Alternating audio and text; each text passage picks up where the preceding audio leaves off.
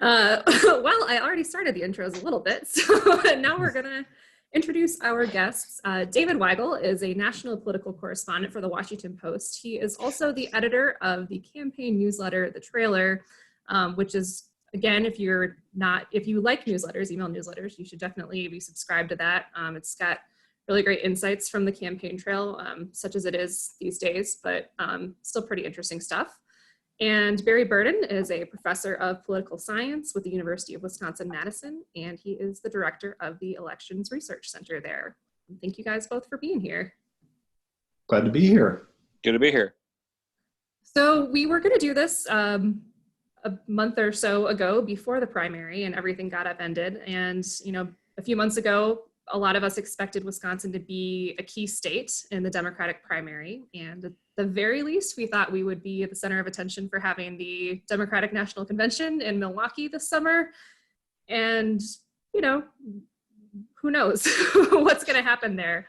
But between that and looking at, the Iowa caucuses, which were somewhat similarly disastrous if you look at our election and what happened there. And I'm wondering if, as we look at these states that we expected to be in the center of attention and in a certain way and to be important in a certain way, does this signal a shift in the way that we view the importance of individual states during elections, or do we just need to write this whole year off as an anomaly?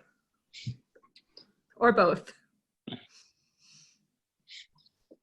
Well, I'd be curious to hear Dave's take as a national reporter. My sense is for the general election, we have a pretty good sense of the states that are going to be near the top of the list of interesting battlegrounds.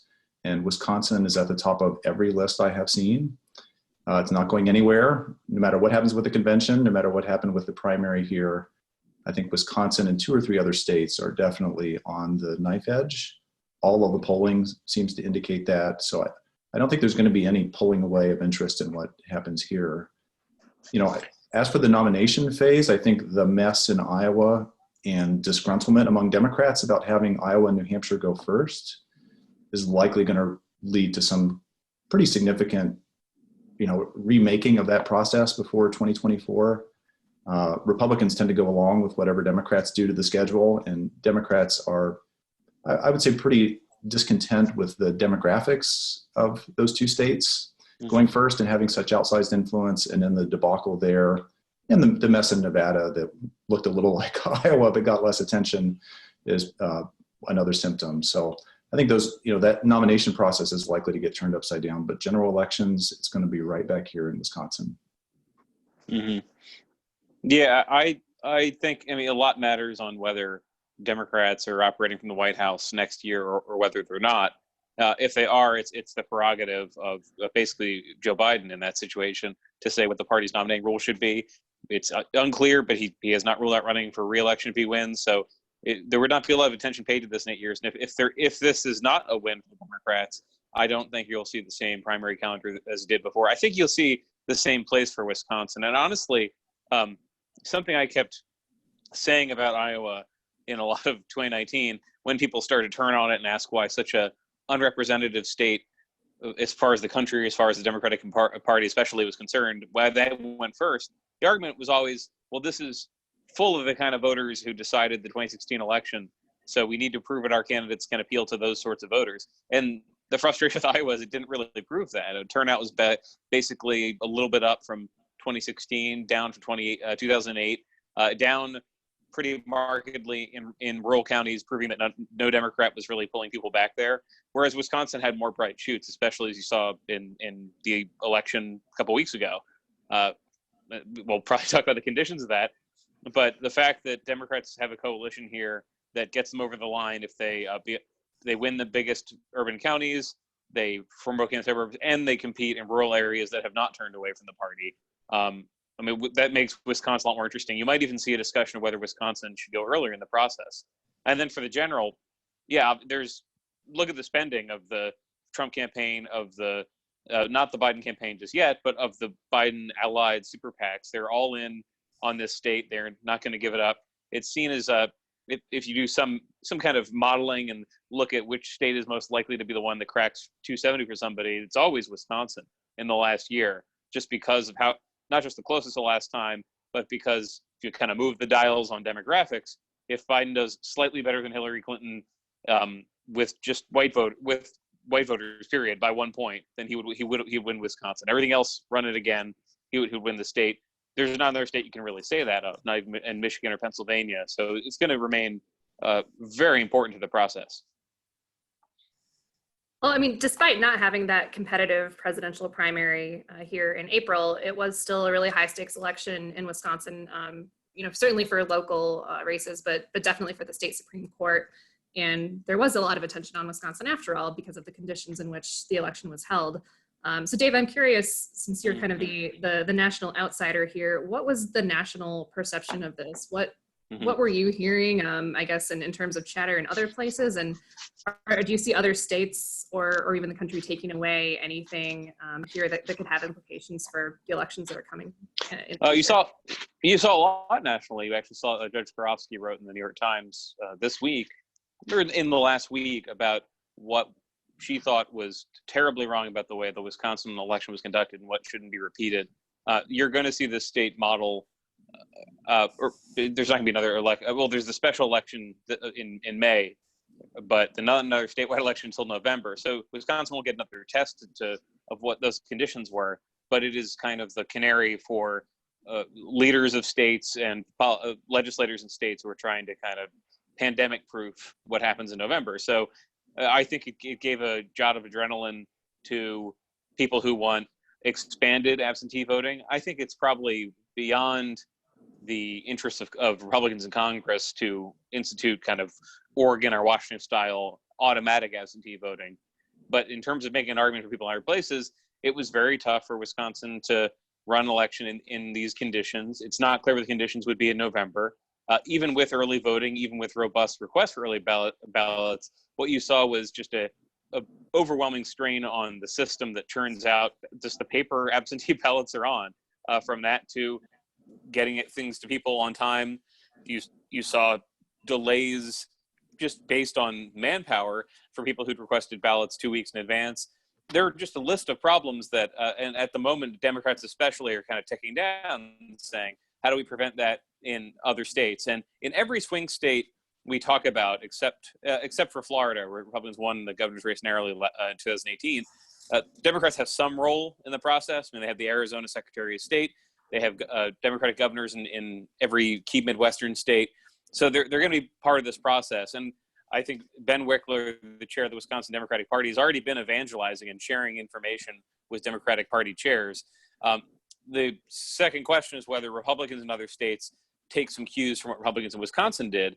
And so far, it hasn't been as dramatic, but they have. You've seen Republicans in Pennsylvania trying to get ahead of the governor there and force of opening of businesses. You've seen in Michigan, just today, Republicans demanding a power in when the executive order would end, which resembles what happened in Wisconsin. So in terms of managing the pandemic, which is kind of a preview of how they might manage any election questions, you're seeing a lot of the same partisan divisions that you saw in this state.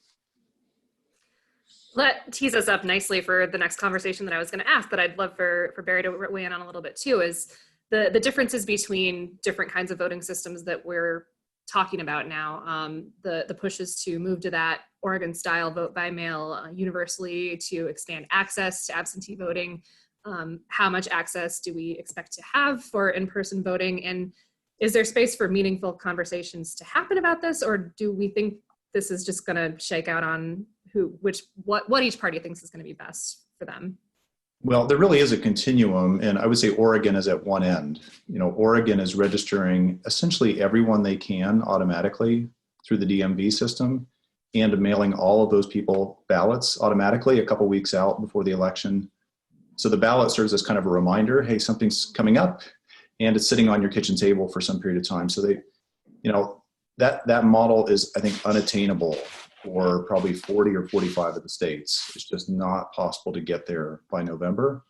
But Democrats in particular want to see how far they can get by the time November rolls around. In some places, not Wisconsin, but in some places there are really meaningful, productive conversations going on across party lines, and elected officials acting in ways you would not expect from their party label. In Ohio, in Georgia, Kentucky, other places, you've got Republican governors or Republican secretaries of state pushing to mail out either absentee ballot request forms or ballots, or do some kind of innovation like that, loosen up the rules for absentee voting. In some places, there are partnerships being formed between Democrats and Republicans to do this sort of thing. That's not the Wisconsin model. You know, there's so little cooperation between the governor and the legislature now that really everything is decided in the courts. We do policy making by litigation. And I think that's why the Supreme Court race becomes so important in Wisconsin. It seems more than just about any other state. It's near the top of the ticket. There's the governor's race, Senate races, the presidential race, and next in line for a lot of Wisconsinites is the Supreme Court race.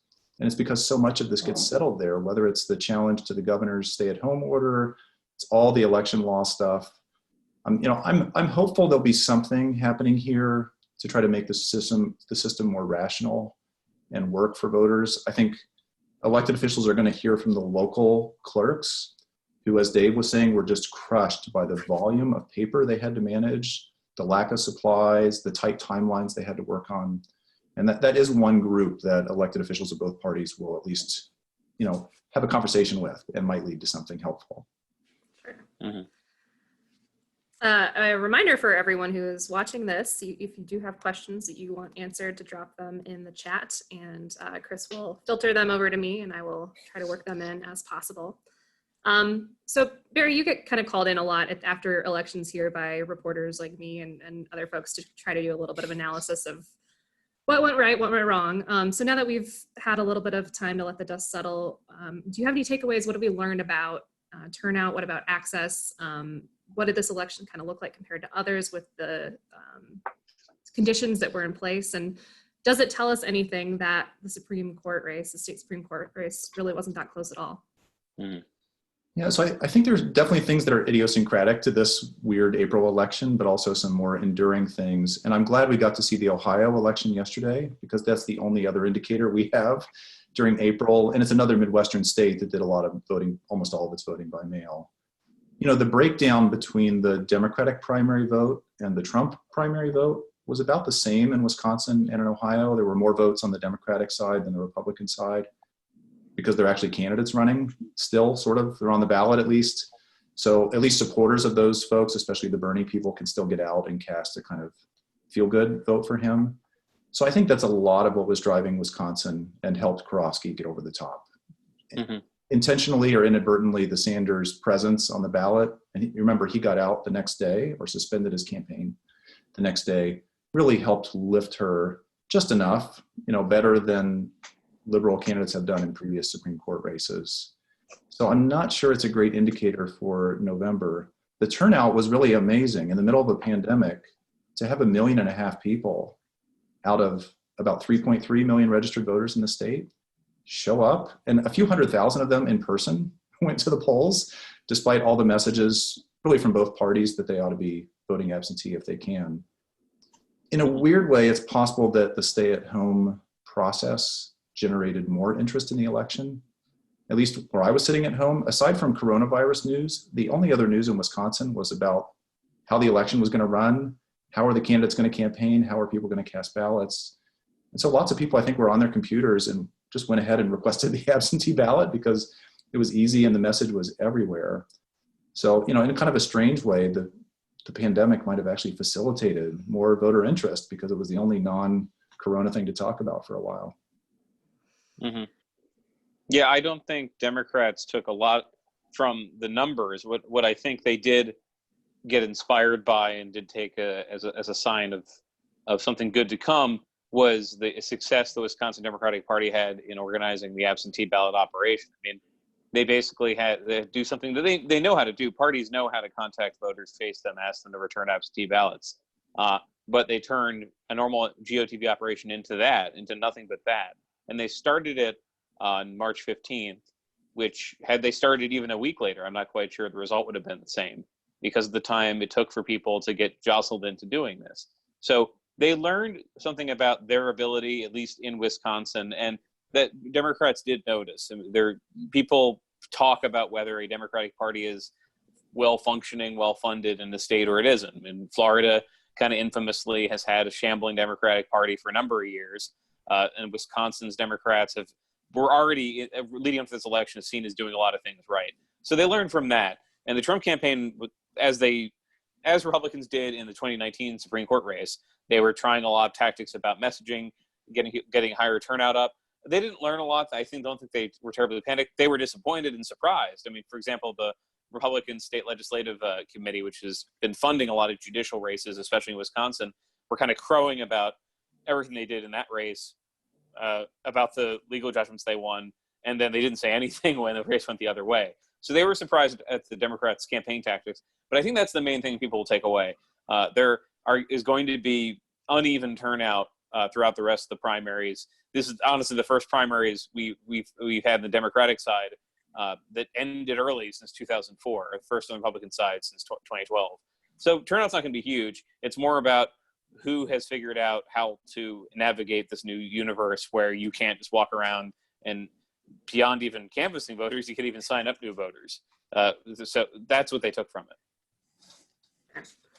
I was going to ask this question myself, and it's come in from one of our audience members too, and that requires kind of a little bit of looking back on the last 3 state Supreme Court elections. We went liberal, conservative, liberal again, and in very different conditions every time. Is there anything to be gleaned from that back and forth in those results? I wish there was. Yeah. You go ahead first. You can go ahead. I have like my own take, but I might be repeating myself. So if you talk first, people will forget that I'm repeating myself. Well, Dave's take is going to be smarter than mine. I don't have one. To me, they seem like idiosyncratic events.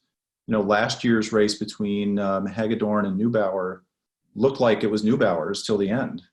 The spending was on her side, the party was together, and the conservatives and Republicans were walking away from Hagedorn till that last week or 10 days. And then there was an infusion of cash and a kind of backlash to criticism he was getting about some of his past statements. And maybe overconfidence on Neubauer's side, I don't know. And so that one was a surprise, but I think it could have gone the other way had that last minute activity not happened. So I think there's a lot of randomness in these spring elections. Turnout's really variable, and they're not a great indicator of what's going to happen in November. But maybe Dave can see something in there I'm not seeing. Yeah, no, I think that's right. And it's important to remember these races, the turnout went up each year, 18, 19, 20. The story of the 18 race was Democratic voters were very energized, Republicans were not. I mean, a story leading into those midterms, and really until the final month and a half, was Republicans just didn't believe they could lose the House, and they were not excited to vote. They were not unhappy. They just weren't mobilized. In 19, I was saying before, they used it more of as an experiment. How can we get people motivated? And they were sending out mailers to people who'd voted in Republican primaries or voted for the president in 2016, saying this is a way, vote from the Supreme Court race. It's a way to get kind of revenge for how unpleasant the Kavanaugh hearing was. And that moved just tens of thousands of people, and that was the difference. Remember, that was a very close race. And this one, more of a test, but I think Republicans let expectations get out of hand by fighting so hard and making it convincing Democrats, honestly, that if the election was held under these conditions, it was going to go their way. It was very slanted against them in terms of who the turnout was mostly going to consist of. But so it's really the tactics, I think, that mattered from election to election. That's the only thing I'd measure from the conditions of these spring elections that always get lower turnout. Before we move on to other topics, I've got a follow-up question to Barry. You mentioned that the pandemic may have increased voter interest. Do you think that'll continue into future elections? Do you think this election cycle will change how parties and officials approach elections? Or perhaps more importantly, will it change how voters approach elections? Well, there's a bunch of good questions there. I don't know what the pandemic's going to look like in November. You have to think there's going to be some loosening up from what we're experiencing today. Before the pandemic emerged, I would have said 2020 was going to set records for voter turnout. This is sort of building on what Dave was saying. During the Trump era, we've really seen massive levels of voter engagement. Lots of people running for office, including the governor's race here 2 years ago, where there were 10 Democrats on the ballot. And, the Democrats' presidential nomination, where there were 25 or so candidates. So, and record high turnout in that midterm election not just in Wisconsin, but nationwide. It was the highest turnout in 100 years in a midterm election. So I would have thought that would have carried us through right through to 2020, and we might see something like 75% turnout in Wisconsin. The pandemic complicates that, and I don't know what the net effect will be. The kind of boredom and focus on that seems really specific to people being holed up very quickly in March and April, and the massive attention that was focused on the problems with the election.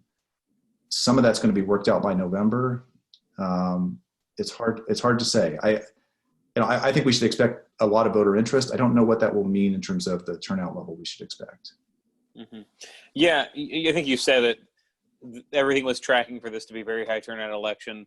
The Trump campaign and their allies would even just point to the pure win number he would need to win again based on who they've identified. And I mean, they thought easily they could get 72 million votes if they target everybody. There's a little bit of hyperbole there, but that assumed basically the highest turnout election in a couple decades. So that was going to happen. And I think who falls off in this situation is going to be interesting, because there are some states where it's much easier to get absentee ballots as a person who's 65 or older than it is if you're younger. You just don't need an excuse to get an absentee ballot. That's the law that people are trying to fight. At the moment, I think that shakes off some younger voters. We saw in Wisconsin very low rural turnout. It was, despite some of you think people have the time to request absentee ballot, people in more remote areas did struggle to get the ballots sent to them, and I think that is going to suppress turnout in some way. And just the extra step. I mean, the extra step it takes. You've seen very high turnout in the states like Oregon, Washington, and Colorado that already do all mail voting.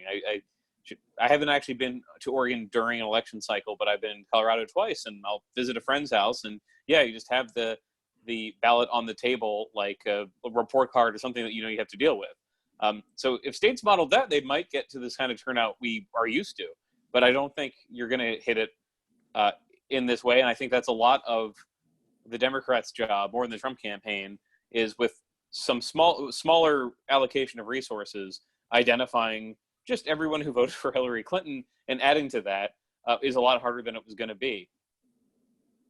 I think one group to watch in Wisconsin are young people, especially college students, because their lives got disrupted probably more than the average person in March and April. Many of them were on spring break or were about to go, and their colleges said, don't come back.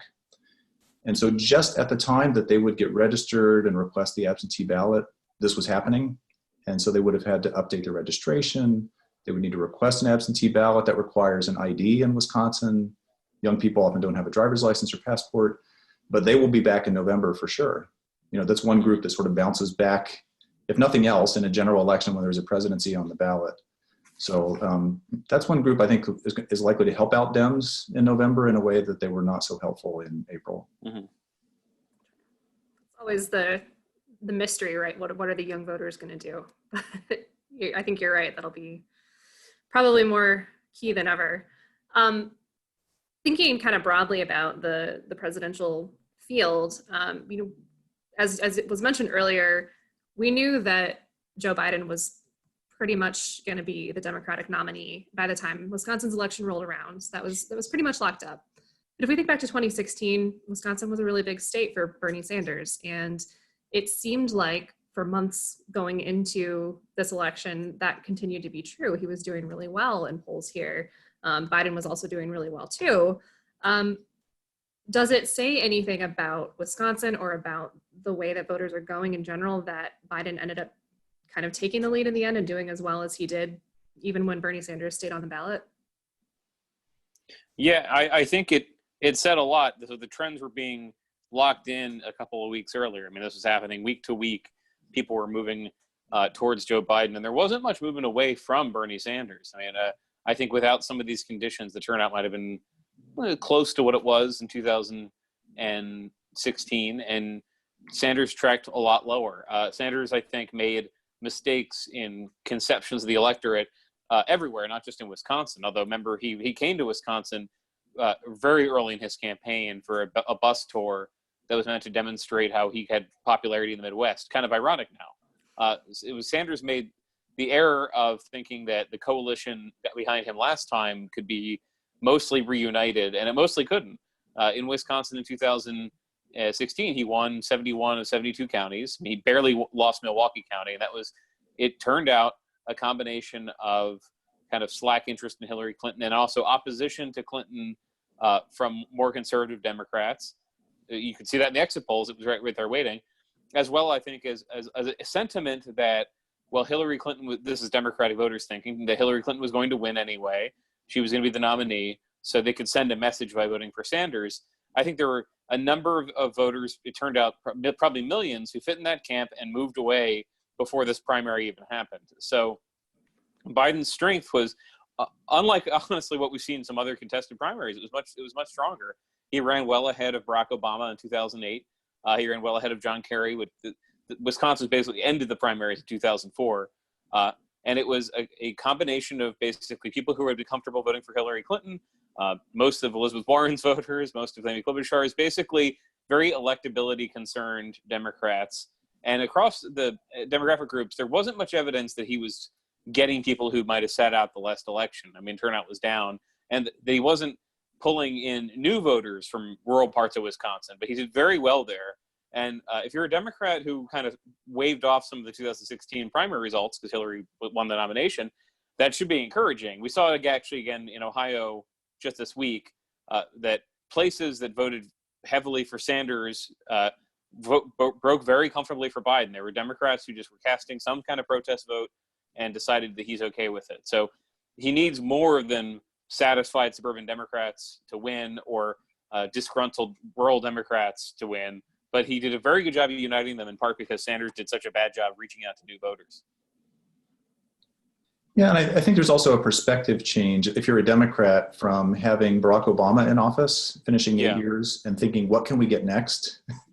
Versus having Trump in office and thinking, what can we get back? Just, sort of what your standards are or aspiration has changed. But I really think Wisconsin got in line with all the other states that had April and May and June events once that magic 72 hours happened around Super Tuesday. That was the most remarkable thing, to see Joe Biden, who had been 4th and 5th in Iowa and New Hampshire, really damaged, couldn't win Nevada either, go into South Carolina, run the table, and then by Super Tuesday, which was 3 days later, I think, it was over. He just killed it on Super Tuesday. And Sanders had no path after that, it looked like, unless Biden was going to have a serious scandal at the time, at that moment, or a health problem. I think the polls in all the succeeding states just flipped. We didn't have a lot of polling in Wisconsin at the time, but you could just see everyone get in line, and now the votes are very predictable from that. So I hate to say Wisconsin was sheepish, but there was a kind of following of this national narrative that got set in that first week of March. I know this is far from the only reason that Donald Trump did as well as he did in 2016, but when I think back to covering that election, just this indelible memory is just how many rallies in Wisconsin that I covered. I mean, I think 8. I think I covered 8 Trump rallies leading up to the election, and maybe 1 or 2 right after it. And as we know, obviously Hillary Clinton didn't come back after the primary. I think we've debunked the fact that that's, that would be the reason why she lost. However, I'm thinking about the importance of campaigning on the ground. And that's obviously a strength for Donald Trump. One would think that would be a strength for Joe Biden. As we move forward through the campaign with whatever forms of social distancing we may have to implement going forward, do you see an advantage one way or the other to that? Do you see ways to get around that, to gin up that grassroots on the ground support that we saw last time around? Well, in this climate, I'm not quite sure. I wonder what Barry thinks, because I was struck by the Marquette poll. One of the lower down results was asking people if they wanted the convention to proceed in person, and the convention is going to be, if it happens, the biggest gathering of Democrats in the state before November. And people, by a 2-to-1 margin at that time, and this is about a month ago, they said they didn't. So I think this would be a state where if the campaign perks up again and people can form gatherings, this will be a state they come back to. But I don't think that the way we're going, the next 6 months are going to see that kind of activity. Even if there's an all clear, you're going to see people just making conscious decisions about where they go out that they might not have made if there was no virus. And then on top of that, I mean, Joe Biden's campaign, frankly, was not driven by having gigantic rallies. It was never going to have the biggest rallies in the campaign. He had, for want of a better term, a silent majority of voters who followed it and liked him and wanted him to be the nominee, but were not necessarily in the mood to drive to see him speak live. So it affects Trump much more than it affects Biden. Yeah, I'd agree with that. In 2016, Trump had this advantage that he was on his jet and could go wherever he wanted. It was a very nimble campaign, really light in staff. So you could just touch down in Eau Claire, do a rally, and bounce on to the next stop. And Hillary had this giant operation and wasn't great at doing rallies anyway. She also had to get off the campaign trail to go to fundraisers. So she would periodically step away and go to New York or California and have these events. So that kind of trade-off won't work the same way in 2020. I think it does probably work to Biden's advantage. The campaigns will be creative. I don't know what they're going to do. There was, the Supreme Court race here last month was actually really hard fought. Even though there weren't public events, as a voter, you knew what was going on. There was a lot of TV advertising, a lot of internet ads, a lot of social media stuff, and plenty of interviews, certainly with journalists and other places. So they were able to somehow get to the electorate, and the presidential candidates will do that too. I don't think Biden's very good at that right now. He's doing these weird things from his basement that are like virtual rope lines and talking to donors occasionally. So that he's going to have to be, I think, more aggressive and innovative there. But we're all figuring out how to do things in this environment. I think the campaigns will come to it too. I just can't quite see what it will be. Another audience question: do you think it will matter who Joe Biden chooses for his vice presidential running mate, and if so, how? I think it will for a couple of reasons. One, people don't like to talk about is that he would be the oldest person. Either he or Trump would be the oldest person to win a presidential election. Trump by a couple of years, Biden by 4 more years than that. And there is a sense I've actually found, not a morbid sense, but a sense I found with some voters who liked Biden and voted for him, that they're voting for maybe one term of him, and then there'll be a bridge to the future of some kind. Biden himself, in the run-up to the final elections and Super Tuesday, kind of made this offhand reference to how he sees himself as the bridge, and he'd point to other people running for president and how that's the future. It's a nice thing to say, but it also, I think, was based in reality that he does see himself as somebody pulled back off the sidelines because he was the person with the best chance of winning this election. Now, this is a guy who's wanted to be president most of his life, but he does approach this race differently than he would have if he'd run 10 years ago. So the vice presidential choice is going to be somebody who has, I think, a better than usual shot. That's a nice way to say it. This is invoke, actuarial rates. Better than usual shot of being the nominee in some form pretty soon, right? In 4 years. And so for that reason, I think despite the fact that Biden doesn't need to do what Barack Obama did, which was prove that he's got the experience, that's why he picked Joe Biden. Biden could pick somebody like Stacey Abrams or Kamala Harris or Val Demings or somebody. Harris has 3 statewide elections under her belt and a couple of jobs, but somebody who would not necessarily be seen as right now ready to take the presidency on. He could do that more than some nominees could, but that idea is made more complicated by the worry that there might be a Democrat who's either going to run in 4 years, somebody who'd replace him as president. There's going to be more of a demand that this person be super credible. But he's already said that he's not going to pick anyone but a woman. And people in the Biden universe are cognizant of that Hillary Clinton made a choice in 2016 of Tim Kaine, who did no damage whatsoever to her campaign, but did not excite new voters and did not solve the problem of exciting younger voters. She could have made a choice. I think Cory Booker is honestly the politician I've heard the most, actually for Sanders, but also for Clinton, where people are looking back at 2016 inside the party said that he was in the mix. He was being maybe vetted, and he would have been a more exciting nominee. So I think you're going to see when it comes to the names we hear most often, like your Amy Klobuchar, your Harris's, you're going to see when it comes to Klobuchar a little bit of worry. Does this person add anything to the ticket? Democrats have polling right now that has Biden up 10 in Minnesota without running with Klobuchar. So the idea that she'd add to it might not be there, but the idea that she'd be ready to be president, I think, is credible to people. I think it's credible for Harris. Abrams is somebody who suffers on that measure, but she would suffer on that measure because more than other races, people will look at the running mate and say, this is somebody who might be president before the end of well before the end of the next decade, or well before the end of this decade. It's things are moving fast. It's still 2020. Yeah. Yeah, I agree with all of that. I think, the old adage is do no harm by choosing a running mate. Tim Kaine did no harm, but he didn't bring much. And I think Klobuchar is in that mold. It's fine if he picks her. It satisfies his requirement of having a female running mate, somewhat younger running mate. It's not going to help him win Wisconsin because she's on the ticket. So I think younger and more energy and a potential president. So not a Sarah Palin, not out of nowhere. It's going to be somebody who's been in the conversation for a while. And I think the names Dave suggested are all going to be top of the list. Sure. So Barry, let's talk about the Elections Research Center. You guys are doing some battleground polling in Wisconsin, Michigan, and Pennsylvania, obviously kind of the three major battleground states to emerge from 2016.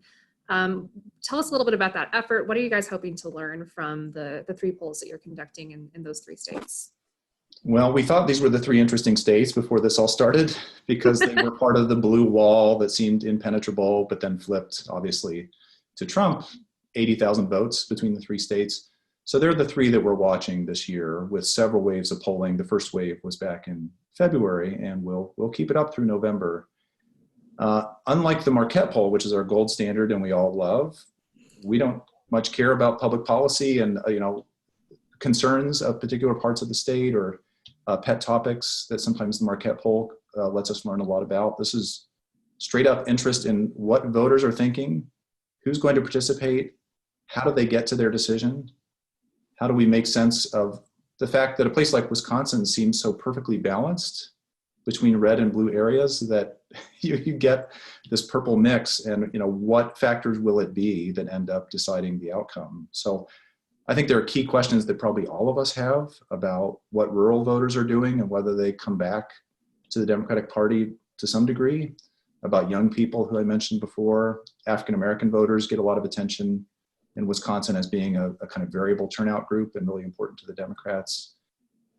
With COVID in the mix, I can't say what the questionnaires are going to look like for the future waves of the survey, but we think these three states are just really key places to really understand where America is going to be going.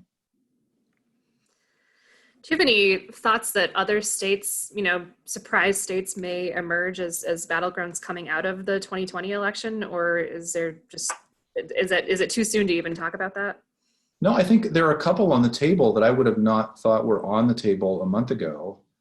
Florida and Ohio are, traditionally like the swing states. If you were going to make a movie about a swing state, it would be set in Dayton, Ohio. But they have been trending in the red direction the last few years, and I would have thought would have been fairly safe territory for Trump. But because of perceptions about his handling of the virus, and among older voters in particular, they both look like they're back on the table. There are other swing states, I think, like Iowa, that would have been a swing state in previous years. It's very swingy still, but to me it looks like it's a little further out of reach for the Republicans. So there are places that are coming into view for Democrats, Georgia, Ohio, Florida, that I think we would not have seen a while back. Whether they stick there through November, I think is still pretty unclear. Mm-hmm. Yeah, I think it's pretty malleable. I mean, campaigns make investments and pull them back. They hate bidding if they're pulling something back. You have seen the big super PACs for Biden have not been buying in Ohio. I don't think they'd revisit Ohio until things change. And again, this is a lesson they think they learned from the Clinton campaign, is that the Clinton campaign basically left its flank unprotected because it had an ambitious plan to expand the map. It got very close to it. It got very close to winning Florida, very close to winning Arizona. And basically, I mean, Florida, Arizona, and Michigan, even if they lost Pennsylvania and Wisconsin, that would have been the election. They would have won with that. But they didn't scale back to the core states and they didn't actually abandon Ohio. So there was actually a New York Times story a month before the election by Jonathan Martin, very accurately, presciently explaining why Ohio, for demographic reasons, was kind of falling off of the map, and the Clinton campaign never stopped investing in it. Not as much as they did in Pennsylvania, but they sent the candidate there. They had a rally with the Beyonce. They had an event with LeBron James, and it was time that you don't need to be in the state again to win it. I mean, Pennsylvania being a great example with Hillary Clinton going there a lot and losing, but there was thought among Democrats that had she just canceled her final week Ohio and Arizona rallies and stumped in not just in Grand Rapids and Flint, not in Detroit again, that she could have helped. So they're a little more protected, and you're not seeing the same investment, because if they look at the map, they see a situation where if they win all the Hillary states plus a combination of Wisconsin, Pennsylvania, Michigan, Florida, North Carolina, Arizona, that half of those they win. They feel very good about Michigan. They feel very good about Pennsylvania because of Biden's roots, and just polling there, he's led outside the margin of error all year. And they feel about equally nervous for different reasons about all the other states I mentioned. But win one of those other states and they win the election. That's how they're approaching it. That you'll hear the phrase tipping point, that all those are tipping point states, and Ohio and Iowa are not anymore. There can be a decisive Joe Biden victory about the scale of Barack Obama's victory in 2012 without Iowa, without Ohio. I mean, frankly, just the way that Donald Trump could win the presidency without Virginia, without Minnesota, without places that have shown some Republican leg in the past, Virginia especially. Sometimes states fall off the map. I'm gonna pepper in a few more audience questions as we approach the end of our hour. If there is an in-person convention in Milwaukee, does the Democratic platform get pushed to the left by a Sanders contingent of delegates? I can start a little bit with that. It's already a fairly left-wing platform. There's kind of a bickering among Democrats about how much they should say this, because even a lot of Sanders supporters don't believe the platform is that left-wing. But I covered it in 2016 pretty closely, going to platform meetings. Democrats moved very far in immigration, on marijuana, on minimum wage. They're in favor of a much more liberal set of policies than they were in 2008. I mean, it's something I always do almost for fun, but it is party platforms which do not bound the campaign if they win to their agenda. It would not bind them, I should say. They're still revealing, because there are 150 humans basically who meet in a room and say, this is what the party should stand for and what we can run on without trouble. And it's been moving to the left. So they're probably heading to a pretty left-wing platform already. I think a different nominee, and Elizabeth Warren, would shape that platform, or Sanders, and say, we're going to legalize marijuana. We're going to have an immigration deportation moratorium. They'd move it further to the left. And what Bernie Sanders is trying to do, in this very awkward position of being a former candidate but not taking his name off the ballot unless he's forced to, like it was in New York, is get just enough delegates so that if there is a platform change, or if there is a close vote over moving to the left, they can go to the floor of the convention, or the virtual floor that might exist, and challenge that, and have a vote of all the delegates, because there's the platform committee that meets, and then there's the entire convention. Now, the delegate pool is going to also not be mostly Sanders people. It's going to be mostly Joe Biden delegates. But they like their odds. And in 2016, there were platform debates where the Sanders people proposed an amendment that was further left than Hillary was going, and it would pass. Just 20-odd Hillary delegates to the platform committee would vote for it. I remember marijuana decriminalization being one of them. That was not something she ran on. It's something that a lot of Democrats now think she should have run on. It would have excited people, and the delegates got it through. I find it kind of fun, even though it's a strange experience to live through, because everyone pays close attention while it's happening, while saying it doesn't matter. And it actually kind of does, because it reveals how much they think they can get away with, and how much they can run on, because that is a good barometer of what they might try to pass in Congress. Now, Dave can correct me if I've got this wrong, but I think Sanders has already done most of his work between 2016 and 2020. You know, the AOC wing of the party is ascendant. And so they've taken the party in a direction, you know, $15 minimum wage and legalizing marijuana everywhere. Those are things that would not have been talked about 4 years ago or 8 years ago. And, you know, the delegates that Sanders will have will be so much fewer in number this time than 4 years ago. Even the places where he's already won votes or won what look like delegates in these early states, they're going to be frittered away as local conventions happen in the states. So he will not end up with as much as it looks like he has now. And then because so many states have pushed their primaries and caucuses to May and June, he's going to, you know, he's more of a footnote the further on you move in that calendar. So I think his presence at those meetings and at the convention is going to be so much less than it was 4 years ago. He doesn't have another campaign in him, I wouldn't think either. So kind of his future as a person in the party is going to be downplayed. So my sense is there's just not a lot of potential for that platform to go much further left. Yeah, I mean, some of the ideas that he ran on that Biden utterly rejected, like Medicare for all along his lines, that's not going to happen. I think Sanders delegates plus some other people could say the goal is a single payer system. There's language that they're going to fight over, but Sanders is even going to, if he was the nominee, he was going to face a fight in getting the party to run on some of that stuff. So I'd say he's moved the party pretty definitively as far as he was in 2016, not as far as he was in 2020. I mean, I wrote about all these. He would sometimes endorse a very left-wing position because he was a candidate who was basing a lot of his thinking on activist energy, grassroots organizing, and he endorsed an idea, for example, like letting felons and letting everyone vote, no matter if they're in prison, no matter if they've committed murder, but name your crime. That is an interesting public policy debate. There's a lot of people who make the case morally that everyone should be able to vote. The Constitution doesn't say otherwise. But he piled on a bunch of ideas that I think might get introduced as amendments, but Democrats will look at it and say, this polls -20, -30, we're not going to do it. That's not what they think of his other ideas. I mean, the $15 minimum wage, Biden started his campaign endorsing that. Hillary Clinton never endorsed it.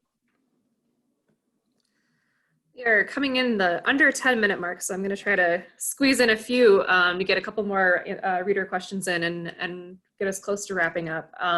So I'm going to kind of combine two that are about outside forces. How much could Justin Amash's campaign hurt Biden running as the Libertarian nominee, and how much might Biden be hurt by these sexual assault allegations by his former staffer?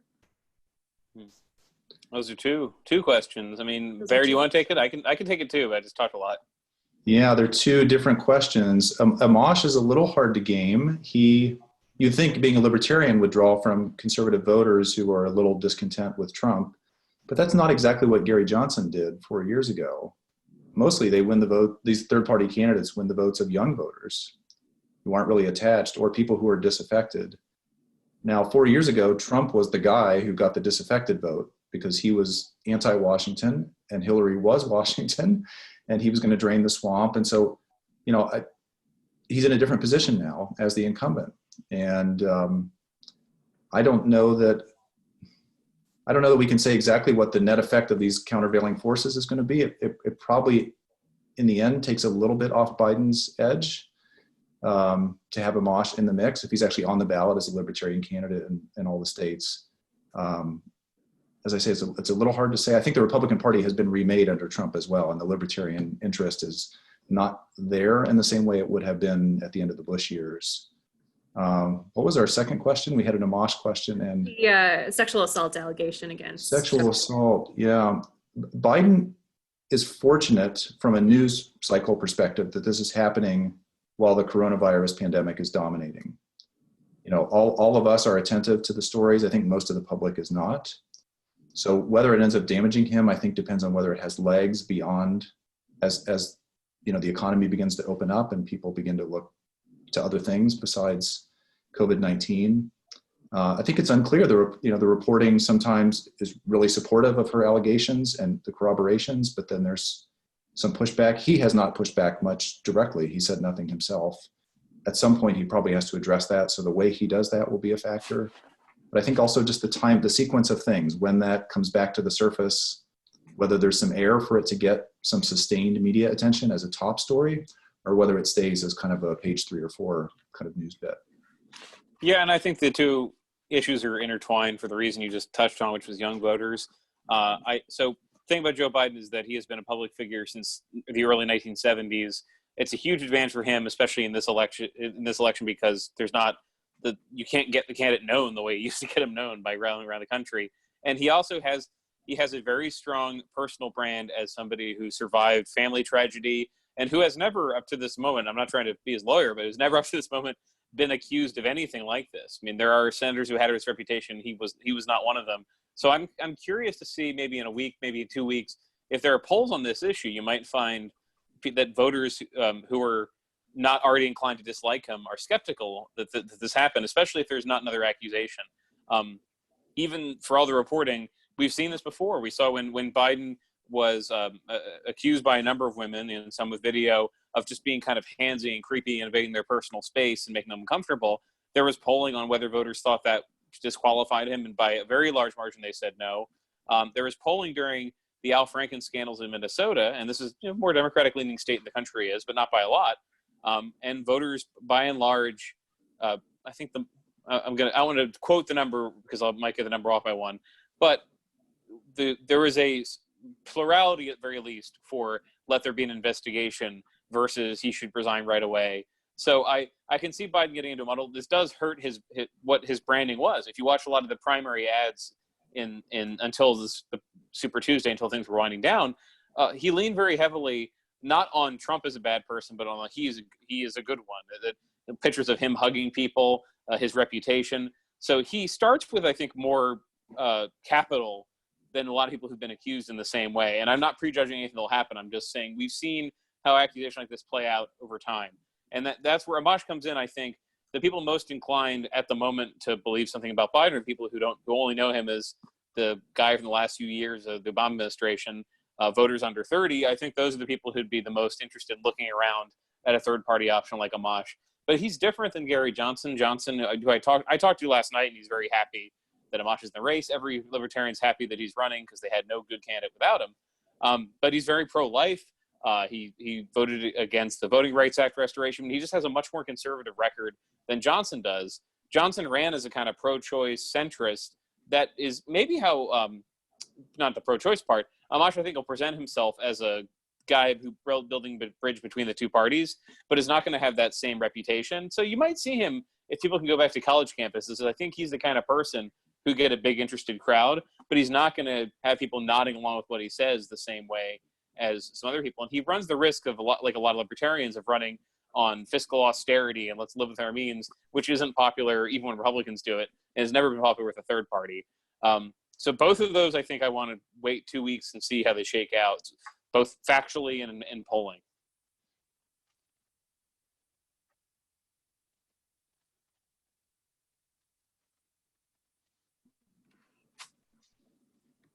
And I'm good. I don't know if I froze, but I froze. My Wi-Fi cut out.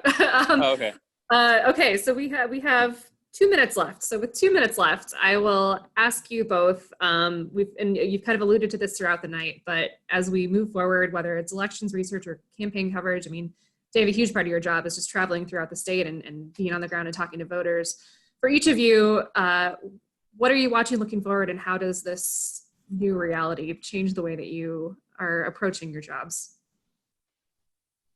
Well, for mine, quickly, it's that, yeah, I'm not traveling as much. I went to Ohio this week to look at their election, see how it was going. I'm going to travel less than I have in previous campaign cycles, I think. And I'm really looking more than I usually am for the story of how the election is conducted. And I think that's going to be incredibly important, not just for voters' awareness, but for what voters get to be aware of, what the rules end up being. I think that's just going to be a bigger part of this election than of anything probably since the 60s. Yeah, I think litigating the rules of the election, especially how absentee voting is going to work in the fall, is a huge issue for us to watch. From a polling perspective, it's actually easier to do a survey now because people are at home and they are desperate to answer questions. So response rates to surveys and the quality of the feedback you get is better. It may be that voters are actually more responsive to campaign advertising and outreach from campaigns if this persists. So watching the innovations that campaigns come up with and how to find people at home, I think will be a great story to keep our eyes on. Great. Well, this has been fun and informative. Thank you both.